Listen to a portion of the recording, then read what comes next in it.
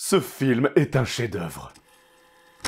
50 nuances de Grey raconte l'histoire d'Anastasia. Et malheureusement pour nous, ce n'est pas une chanteuse des années 2000. Ni une princesse russe qui aurait survécu à la Révolution. Vive la Révolution d'octobre! Non, la nôtre est étudiante en littérature anglaise. Ce qui est plutôt ironique. Bah pourquoi? Si ce livre est un jour étudié en cours de littérature, tu pourras m'appeler Joséphine. Avec un F ou avec PH? Anna, car c'est comme ça que tout le monde l'appelle, elle est bien embêtée. Ouais, parce que sa colocataire, étudiante en journalisme, est très malade. Elle a un gros rhume. C'est d'ailleurs la seule fois où on verra des mouchoirs dans ce film. Elle s'appelle Kate, mais allez savoir pourquoi, dans la version française, tout le monde l'appelle Kate.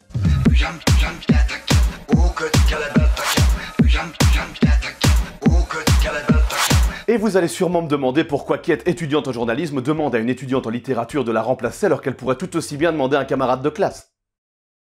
Non.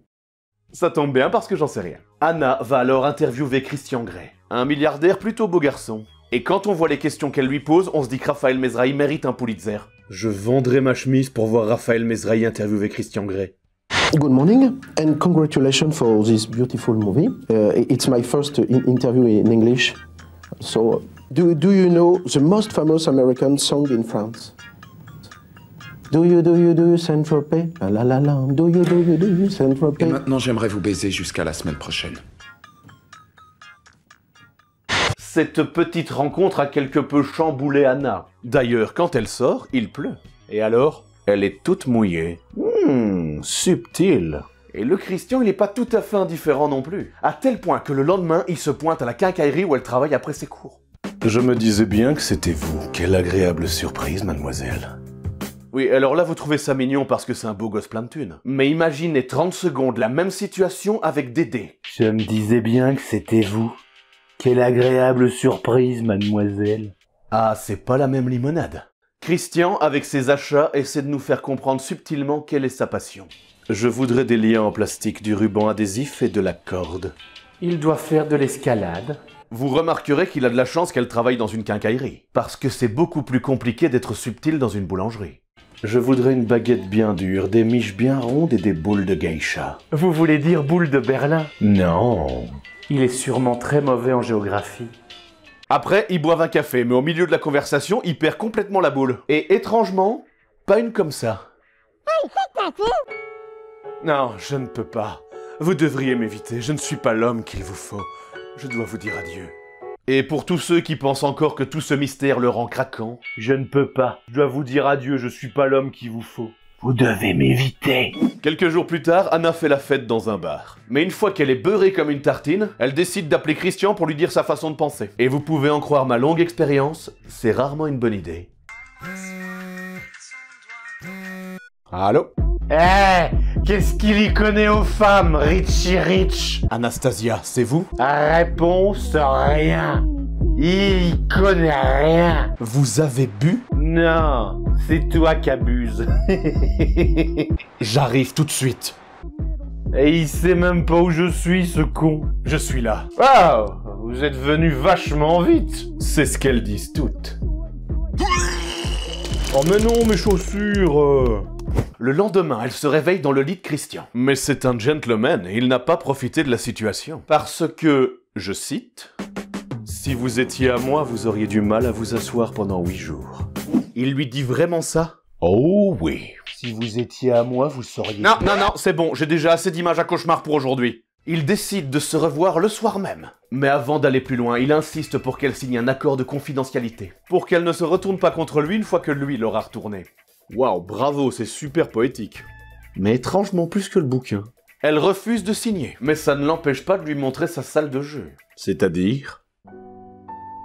Il est un estuaire, un long fleuve de soupirs, où l'eau mêle nos mystères et nos belles différences. J'y apprendrai à me taire et tes larmes retenir. Dans cette autre fistinière, aux longues plages de silence. Finistère. Quoi? C'est Finistère, pas Fistinière. Ah, donc ça n'a rien à voir. Que dalle. Bref, le mec il est branché BDSM. Vous savez, ça me rappelle l'histoire du sadique qui rencontre un masochiste dans la rue. Le masochiste il lui dit « Fais-moi mal ». Et le sadique il répond « Non ». On doit pas manger les mêmes carambars. Anna lui annonce alors qu'elle est vierge. Elle lui dit pas ça parce qu'elle est née en septembre. Christian va donc rectifier la situation. Tu veux un verre? Non, merci. Ils font donc la chose, plusieurs fois. On va utiliser une métaphore. Le mec qui se vante partout est un grand énologue, mais une fois qu'il t'emmène dans sa cave, c'est pour goûter du Beaujolais. Celui qui a le goût de banane. Donc, ils sont en couple. Non, s'ils devaient changer leur statut sur Facebook, ils mettraient « c'est compliqué ». Parce que le Christian, c'est un mec vachement complexe. Ce qui, dans cet univers, signifie juste que tu fais des caprices comme un enfant de 5 ans. C'est pas juste, moi je veux pas de copine, et Anna elle veut pas signer mon papier pour que je lui fasse pampan cucu. Alors Anna demande à ce que les deux parties soient invitées à renégocier le contrat. C'est encore une métaphore? Non. Ils vont relire tout, le contrat. Vous avez toute mon attention. La tenaille de Roubaix, qu'est-ce que c'est? Alors ça veut dire que je vais vous démonter.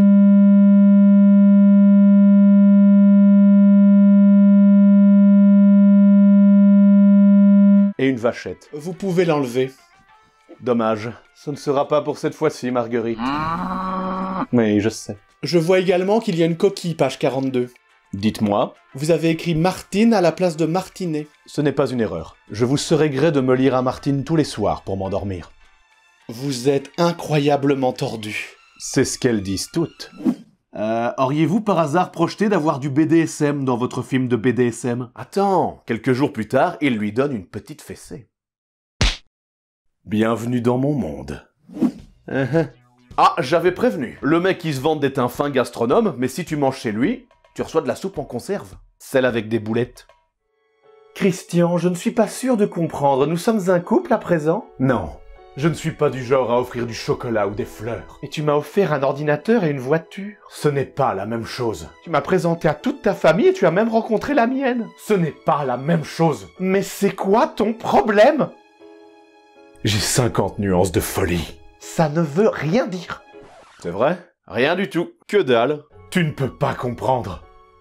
Tu ne peux pas comprendre. Alors montre-moi. Que quoi? Je veux voir le pire de ce que tu as. Tourne-toi. Je vais te donner une fessée. Quoi? Une fessée? C'est ce qu'il a de pire en magasin. Eh ouais. Vraiment? Et il l'a pas déjà fait genre 50 fois depuis le début du film? Ah non, mais cette fois, il a une ceinture. Aïe! Mais tu es fou! Ne me touche plus jamais! Mais c'est toi qui m'as demandé de... Jamais! Est-ce qu'on se reverra au prochain épisode? Indubitablement.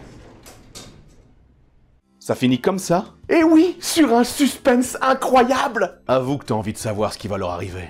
Non! 50 nuances degrés, c'était pas banal. Ce film nous aura appris à explorer nos désirs intérieurs, à repousser nos limites, et à vérifier qu'il y avait toujours du stock chez Monsieur Bricolage. Aïe!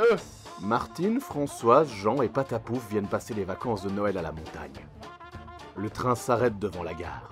« Passez-moi les skis, dit Jean. »« Attention, Patapouf, il y a un marchepied. » C'est bon ce que tu fais, Joséphine. Tu arrêtes de m'appeler comme ça. Salut tout le monde, et merci à ceux qui ont regardé jusqu'ici. La création de cet épisode a été extrêmement compliquée, à tous les niveaux. J'ai dû me farcir le film au moins 3 fois, hein. Et même en accéléré, c'est pénible. Donc plus que jamais, si vous avez aimé, parlez-en à vos amis, comme ça ils pourront rire avec vous. Et si vous avez détesté, parlez-en à vos amis, et comme ça ils pourront se moquer avec vous. Si vraiment vous avez regardé jusqu'ici, écrivez le mot pastèque en commentaire, ça fera plaisir à l'algorithme. Et si c'est pas encore fait, abonnez-vous, le bouton doit être là quelque part. Soyez sages, et ne mangez pas trop gras.